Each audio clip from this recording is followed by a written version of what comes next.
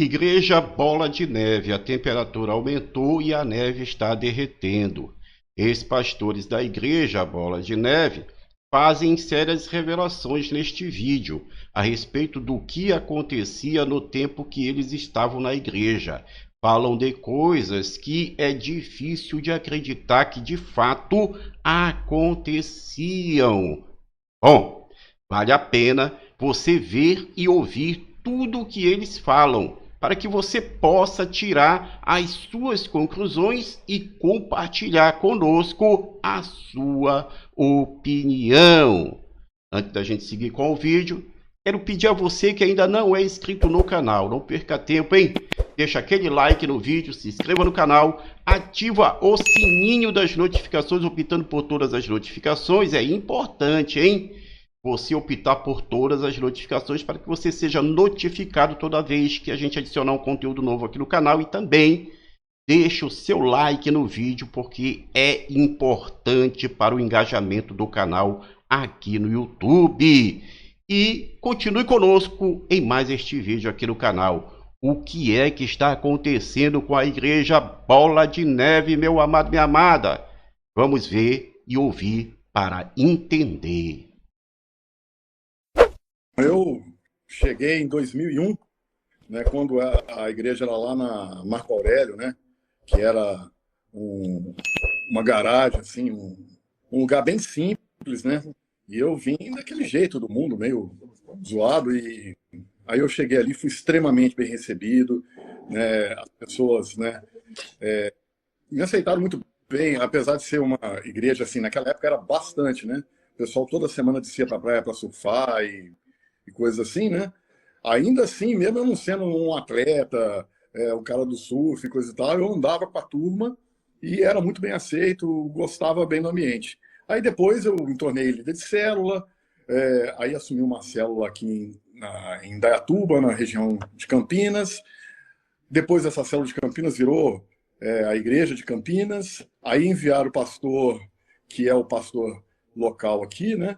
Que até hoje aí se tornou supervisor da região. Ele foi enviando os pastores para as cidades circunvizinhas aqui, e aí me coube assumir a cidade de Sumaré. Aí fiquei lá até 2021 e acabei saindo, né? Tive alguns desentendimentos ali e acabei saindo, né? Mas na realidade, 5 anos antes, eu comecei a frequentar o conselho de pastores da cidade. E ali foi aonde eu percebi que alguma coisa era diferente no Bola de Neve, porque eu me converti no Bola de Neve. Eu não vim de outra igreja, como muitas pessoas, né? E eu conheci ali, então era a única referência que eu tinha de tratamento. Então, aquelas coisas que aconteciam para mim eram normais, porque eu me converti ali. Então, eu achava que aquele tipo de piada, aquele tipo de brincadeira não era ofensiva, era normal da igreja. Até que eu comecei a frequentar o conselho de pastores ali da minha cidade. E eu percebi algo diferente que eu não conhecia dos crentes. Aqueles pastores. Aqui, meu amado irmão, minha amada irmã, o nosso amado pastor começa a falar do que acontecia na igreja com ele, como ele passou a ser tratado depois de um tempo. Você não vai acreditar, hein? Você não vai acreditar, mas é o que ele vai dizer aí. Você está compreendendo? Ele vai falar de como ele começou a ser tratado depois de um tempo na igreja. As pessoas me tratavam com respeito, com educação, com, com bondade. E quando eu falava, eles queriam me ouvir também. Era completamente diferente das reuniões de pastores que a gente tinha na nossa região, na nossa regional, aonde era a cada reunião uma sessão de humilhação, de Pastor, quem que era o líder da regional? o pastor Kid. Você está dizendo assim, Que tipo de dentro da abuso? cultura, a cultura da denominação era uma cultura de rispidez, agressividade, pouco diálogo, aquela coisa bem militar, né? Bem de seita mesmo. Hoje é uma coisa que a sociedade não admite mais, né? Que é a cultura do bullying. Eu lembro, por exemplo, era super engraçado. Quantas vezes eu ri assistindo o culto na sede, toda semana era uma zoeira com o cara do som. Né? É meio que cultural no Bola de Neve você zoar com o cara do som. Né? Então era aquelas piadas, "Aê, já vai de novo, Pinguinha.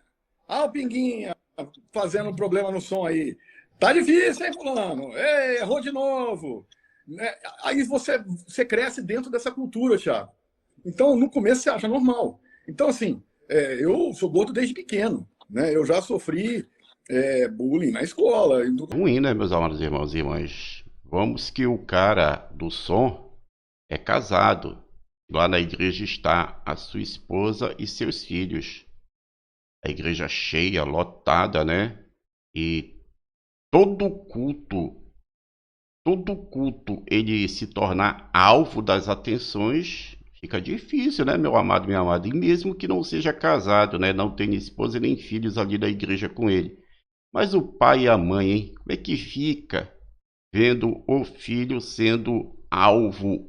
Todo culto é alvo de algum comentário. É difícil, né? Mas assim, eu cansei de apanhar, comecei a bater. Era o que a gente fazia quando a gente era moleque. E aí eu cresci nessa estrutura e eu só fui ter uma experiência real com o que é bullying antes da igreja, uma vez na vida. Eu estava num ônibus, aí eu fui abrir um lugar, eu fui sentar, a pessoa virou, tinha uma senhora, ela virou e falou assim: "Você acha que você gordo desse jeito vai sentar aqui do meu lado? Você acha que você cabe aqui?" E o pessoal do ônibus ficou todo mundo assustado com o jeito dela falar, da agressividade, né? Isso foi, Aí depois disso, isso foi no mundo, né? Sem estar na igreja. isso foi Não no foi na mundo. igreja. Tá. Isso foi Então no o senhor está mundo. dizendo que o bullying que o senhor sofreu dentro da igreja foi pior do que no mundo? Mas muito pior, porque foi uma vez, tirando a época de criança, que é uma brincadeira e você aprende a reagir, né? Que vem um apelido aqui, um outro apelido ali. Na igreja, eu, Assim, ó, quando cheguei na igreja, eu não senti isso. Eu não Sandro, só para senti isso. deixar. Galera do surf e tudo mais, não surfava, não sei nem nadar direito. Preste atenção. Ele está dizendo aí, segundo a pergunta do outro pastor, de que ele foi muito mais alvo de comentários ruins dentro da igreja do que o tempo dele de mundo. Ou seja, o porte físico dele foi muito mais visto e comentado dentro da igreja de maneira negativa do que quando ele esteve no mundo. Complicado, né? Sério a coisa. Mas quem me zoava? Ô, Sandro, deixa eu só fazer um comentário aqui, porque tem um monte de gente comentando aqui, de várias cidades, que já sofreu humilhação no Bola de Neve, já sofreu bullying. Gente que era de som, gente que era da comunicação, que é cultural, os pastores fazerem bullying com essas pessoas. Já ouvi isso também. Inclusive, eu tenho um rapaz lá na Igreja Alicerce, nossa igreja em Santos, que foi sonoplasta do Bola de Neve e sofria muito isso. Parece que é uma coisa cultural, né? Então, assim, vocês que estão... Porque, assim, ó, gente, uma das questões que a gente tem falado sobre o Bola de Neve, que aí é minha parte, né, teológica, é que, sim, a Bola de Neve adquiriu, ao longo dos anos, muitas características de seita, né? Essa questão do uso do bullying como método de controle, porque deixa eu explicar tecnicamente, né? O que acontece? Quando você tem uma série de mecanismos de controle de massa, de silenciamento, você vai usando técnicas para manter aquele grupo submetido ao controle, tá? Então, e assim, essas técnicas nem sempre elas são estudadas. Acontece que há um certo tipo de pessoas, principalmente pessoas com algum tipo de condutopatia, narcisistas, psicopatas, sociopatas, que eles têm o aparelho, o equipamento natural para usar o uso dessas técnicas de forma espontânea. Não estou dizendo que os líderes dessa igreja têm essas condutopatias. Porém, nós vivemos numa cultura, quando você quer militarizar um grupo, quando você quer tornar um grupo uma seita, você vai utilizar esses mecanismos que essas pessoas utilizam. Então, uma das formas de você manter uma grande multidão de pessoas submetidas a qualquer coisa que você diga e com muito medo de dar uma opinião ou de alguma forma se expressarem livremente, é você escolhendo alguém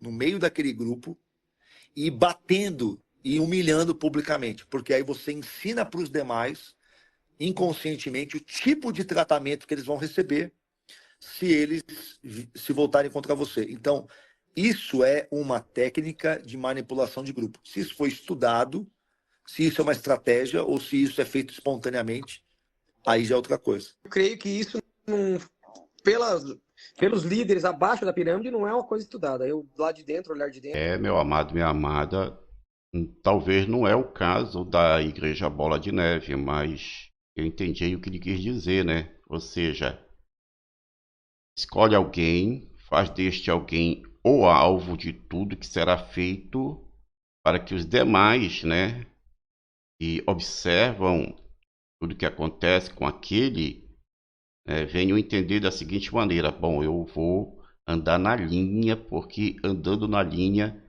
eu nunca serei, né, o alvo da visão. Não estarei na visão para que eu me torne o próximo. O próximo. É forte esse negócio aí, né? Mas volto a dizer, conforme o pastor disse, talvez não é o caso da Bola de Neve e nem do que acontece lá, entendeu? É algo aprendido do comportamento. Aprendido, né? O óleo desceu pela cabeça? Pela barba de Arão, escorreu. Pastor, eu só queria... Conta para nós um caso bem grave assim, de bullying que o senhor sofreu. E aí nos conta, porque o senhor, o Rina, ele tem falado que não sabia de aborto. Ele pediu, nós chamamos vocês aqui porque eles fizeram um pedido, eles fizeram uma nota de falecimento, fizeram uma nota de falecimento ali, dizendo que não sabiam, que, nossa, que são uns coitados ali, tá? Eu quero que o senhor contasse algo bem grave que te magoou na época, o que o senhor fez com o Rina, que não sabia, né? Porque ele precisa ser desmentido publicamente. A verdade, nós não estamos expondo a igreja de Cristo, nós estamos levando a verdade para as pessoas precisam entender a verdade. Então conta pra gente, porque nós temos até como provar, o senhor tem até as provas, que foi até o Rina, que ele sabe disso, que essa cultura do abuso era denunciado para ele, e assim, a diferença é que o senhor não tem 1 milhão de seguidores na internet para ele vir fazer pedido de desculpa público, né? Porque o Rodolfo recebeu o pedido público de desculpas, né? Pedido de desculpas não, né, gente? É aquela... Todo narcisista, o que faz? Ele, quando é confrontado por alguém, ele não pede desculpa. Ele arruma um jeito de falar que ele fez aquilo com você porque ele te ama. E que o culpado é você de receber aquilo. Toda reunião ali do grupo de pastores, a gente tinha uma reunião uma vez por mês. Cada reunião dessa, alguém era escolhido para ser a bola da vez ali, de ser humilhado, de ser chacota. Então já vi pastor levando tapa, peteleco, pastor recebendo zombaria por causa da roupa que estava usando. Uma vez eu lembro que ele mandou todo mundo repetir em grupo: Sandrão, você não é uma sanfona, você não é uma sanfona, porque na vida inteira de quem tem problema com obesidade, você engorda, emagrece, engorda, emagrece. Então, ele falava isso. Uma vez a gente estava reunido alguns ali, essa para mim é algo absurdo. A gente estava numa desses grupinhos ali de pastores conversando, aí ele virou para mim e falou assim: meu irmão, você precisa emagrecer, sabe por quê? Você não ama suas filhas? Porque se você ama suas filhas, você não vai permitir que elas vejam o pai delas crescendo num ambiente com um pai gordo, porque elas vão querer ser gordas também. E se elas crescerem, olha só o pensamento, eu nunca mais esqueci isso na vida, porque me ofendeu mais a visão que ele tem das mulheres do que ele me ofendeu em me chamar de gordo. Ele falou assim: porque um gordinho pode arrumar alguém, pode trabalhar, pode ficar rico, sei lá, e conseguir alguém. Mas uma mulher, se ficar gorda, com quem ela vai casar? E se ela não casar, o que vai ser da vida dela? Olha a mentalidade desse ser humano. Várias vezes existe algum... você não vai porque você é gordo, você não consegue. Aí já tá ele falando de novo. Era o tempo todo. Pastor, e aí o senhor pegou essas denúncias e foi pro Rina? Conta pra gente. Aí o senhor levou essas denúncias pro Rina? Como é que foi? Conta pra gente. Bom, preciso falar mais uma que foi a pior de todas. Estávamos sentados numa mesa, eu e mais 2 pastores e ele. Aí ele virou para mim e falou assim: eu vou fazer um pacto com você. Primeira coisa que eu pensei, quem faz pacto é o diabo, né? Ele falou assim: eu vou fazer um pacto com você. Se em 3 meses você não chegar a 2 dígitos, eu vou te tirar da sua igreja. Aí eu era um funcionário, né? A gente era funcionário, entre aspas, né? Porque a gente não podia ter essa alcunha de funcionário, mas a gente trabalhava para a igreja. Toda vez que tinha algum congresso, eu falava assim: por que vocês não estão aqui? Vocês não são como as outras pessoas, vocês Mas, são pacto. ô, Sandro, por que isso daí valia para você e não valia, por exemplo, para algumas outras pessoas da família que têm um grau também de obesidade e elas também sofriam assim, essa execração pública? Não. Isso aí era uma coisa velada até uma determinada época, né? Era só para para aqueles grupos de liderança, era ali que era o sofrimento, porque estava entre os pastores ali, e ali ele o tempo todo me zoava, né? Qualquer coisa que eu falasse, ele desconsiderava. Ah, tá bom, tá bom. O tratamento era esse, né? Eu lembro claramente uma reunião que ele virou e falou assim: vocês acham que Deus fala com vocês? Vocês, pastores, vocês acham que Deus fala com vocês? Deus fala comigo. Se Deus não falar comigo, ele não falou com vocês. E aí, completando essa história, a gente estava sentado à mesa, ele virou e falou isso: vamos fazer um pacto. Se em 3 meses você não emagrecer, você vai ser tirado da cidade. Eu fiquei... Você imagina a pressão que passa uma pessoa que está servindo no ministério e escuta isso. Eu não penso... O que você vai pensar daí para frente? Você vai pensar em como fazer a obra de Deus ou em como emagrecer? Era a única coisa que tinha na minha cabeça. E aí, uma vez, teve um evento de pastores, e eu vim como presidente do Conselho de Pastores de Sumaré, com alguns pastores de lá. A gente estava sentado num lugar, ele me chamou no canto e falou assim: eu estou de olho, hein? Quero ver se você vai emagrecer. Senão, em 3 meses, você vai rodar, hein? Ou seja, o tempo todo eu era ameaçado por ser gordo. Literalmente, por ser gordo, né? Só que uma coisa assim, às vezes as pessoas acham que a gente está com raiva. Eu não tenho raiva desses caras. Na realidade, eu já os perdoei. Só que nem por causa disso eu tenho que aceitar esse tipo de coisa, achar que isso é normal porque eu os perdoei. Eu os perdoei que eles sejam felizes e vivam a vida deles onde eles quiserem. Mas eles não são mais do meu ciclo. A gente está tornando essas práticas públicas para evitar que elas continuem sendo praticadas com pessoas novas na fé, com jovens, né? Meu amado irmão, minha amada irmã, você ouviu tudo que os pastores falaram aí, né? Difícil de acreditar que essas coisas acontecem dentro de uma igreja, realizadas por pessoas que são lideranças, que têm o compromisso de ser um exemplo de maturidade, de amor, de amparo, na verdade.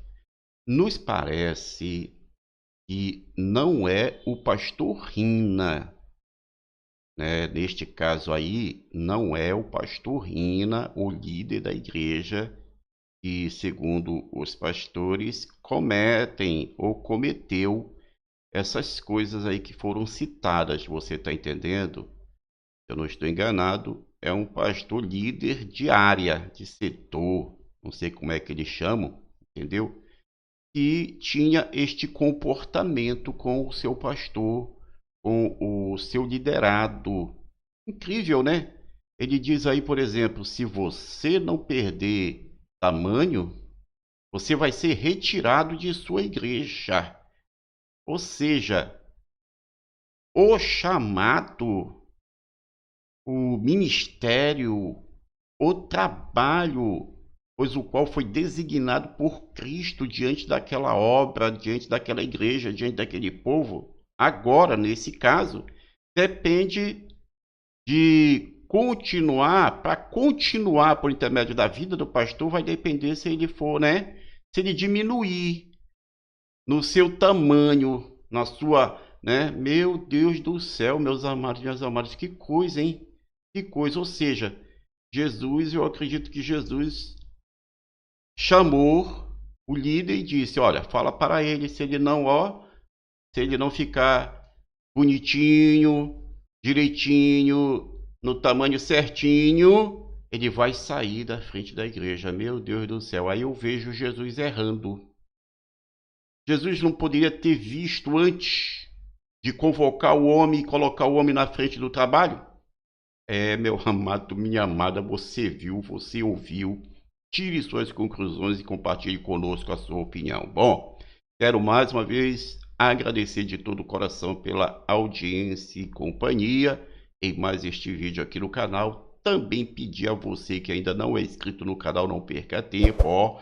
Deixa aquele like no vídeo, se inscreva no canal, ative o sininho das notificações para optando por todas as notificações para que você seja notificado todas as vezes que a gente adicionar um conteúdo novo aqui no canal.